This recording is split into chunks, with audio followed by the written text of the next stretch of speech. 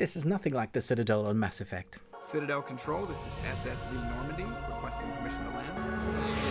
Clearance granted. You may begin your approach. Hey, and welcome back to the Ruby Tuesday. My name's Ruben, and this is my review for The Citadel, an Amazon original new series. Is it worth your time though? There are 6 episodes. They range from about 37 minutes to about an hour, depending on which episode. But we're going to talk about whether you should give your time to it. Let's jump in. Global spy agency Citadel has fallen and its agents' memories were wiped clean. Now the powerful syndicate Manticore is rising in the void. Can the Citadel agents recollect their past and summon the strength to fight back? So we have Richard Madden, who you'll know from Game of Thrones. Must renounce all claim to dominion of the North. He plays Mason Kane, one of our main protagonists and super spies. And we also have Priyanka Chopra Jonas, who plays Nadia Smith, who is the kind of the other super spy. And you'll probably recognize her from some TV series like Quantico. We had sex in your car 6 hours ago. Didn't think you'd want everyone to know that. Why not? In the Baywatch movie, Stanley Tucci, who I love, and a number of others who you'll recognize in this series. But for the most part, those are the 3 most recognizable names. I think our 2 main protagonists do a very good job at showcasing a TV series that is very much like if we had a Mission Impossible TV series. You need to pick a side. Slashed with a Bond TV series. Why would I betray you? It reminds me a little bit of Alias. If you've ever seen the Alias TV series, then you'll know how dark some of the stories got, but also they were quite suave, quite sexy in places, great hand-to-hand combat. You work for the very enemy you thought you were fighting. That's impossible. All of that is showcased in here. There's one particular action sequence that I just loved. You know, we've seen so many John Wick films like of late where you see people taking down another person in very cool moves, choreographed well. Here, there is one where it's like a combination where they're both fighting many guys at one time, but they are choreographed in a way that their moves really complement each other. It reminds me a little bit of some of those in Mr. and Mrs. Smith. How are you going to handle it?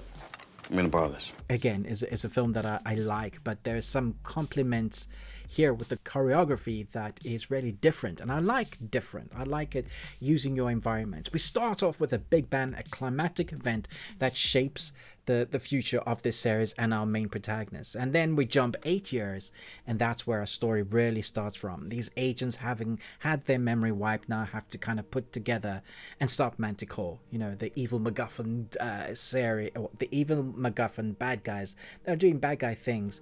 So Citadel, as it is explained in the synopsis and in the trailer, is like the big spy agency that isn't was basically above all other agencies, not governed by anyone, so they actually can do good when necessary. Obviously, some people are not going to like that, and that's where we come down to the conspiracies within the conspiracies. You never know who to trust when you're watching as a viewer, and the characters living in the land of TV land in Spyverse, they don't know who to trust, and that's how they're written.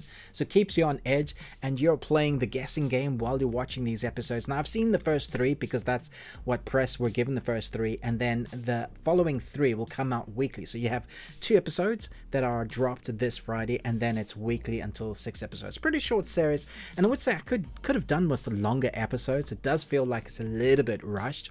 Keeps the pace going quite quickly, but there's background and story of characters that we don't get to know just yet in those first 3 that I really want to know, because it's kept me interested in what is the big hype behind all of the characters, the Citadel versus Manticore. There's so much history that is hinted at with the characters and some of the dialogue that we see that you really want to know more, and I can't see them giving us all of those answers in the next 3 episodes, which has me worried as to how much of the story are they really going to give us answers to within the first 6 episodes. It basically feels like they're setting up their story and that nothing will be really answered. They'll leave us on a cliffhanger, and that's where I see it going. However, from choreographed action set pieces to the characters on screen having very good personalities, and what I mean by that, they're complementing each other on screen, whether they're good or bad guys. on each other's side. Everybody on screen seems to be really working off with the dialogue that I think is quite excellent. It's very spy heavy and quite tongue-in-cheek, and you can guess where it's going at places. And by tongue-in-cheek, I mean it's like the sexy dialogue that spies sometimes do, but then it's also quirky and funny because when they don't have their memories, they're trying to act like they're spies, and so that comes into play. It's a weird fish out of water kind of play on, if you have all these skills but you don't know that you have all these skills, what does that look like in physicality and in dialogue? And that works really well to keep it a little bit lighthearted, because for the most part it's a pretty dark story, and they're not shy to give us some of the gory details, some torture, that kind of stuff. It is a bit more on the adult side that you would get in a Bond series or a Mission Impossible series. Because it's a TV series, it's probably, I imagine in the US is going to be like the 14 and up. Here in the UK it feels like a 15, although these days you can get away with a lot. Suffice to say, there are naked scenes, but you don't see a lot of nudity.